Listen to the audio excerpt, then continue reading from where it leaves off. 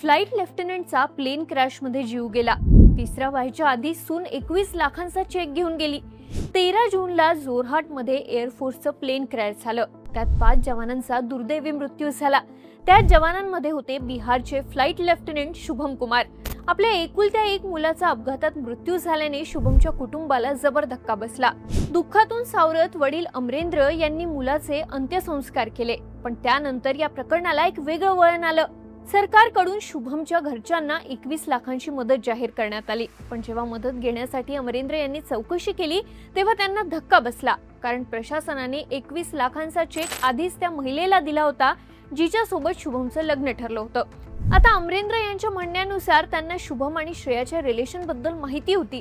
त्यांचं लग्न सुद्धा ठरलं होतं, पण शुभमच्या आजीचं निधन झाल्याने लग्न या वर्षी नोव्हेंबरमध्ये करायचं ठरलं होतं। पण शुभम आणि श्रेया यांनी आधीच कोर्टात लग्न केल्याने शुभमच्या मृत्यूनंतर सगळे हक्क त्याची बायको श्रेयाकडे जातात, अशी माहिती एसडीओ राजीव रंजन सिन्हा यांनी अमरेंद्र यांना दिली। झालेल्या सगळ्या राड्यानंतर अमरेंद्र यांनी संरक्षण मंत्री राजनाथ सिंह यांना निवेदन देऊन मदतीची मागणी केली आहे। आता या प्रकरणात पुढे नेमकं काय होतं हे पाहणं महत्त्वाचं असेल।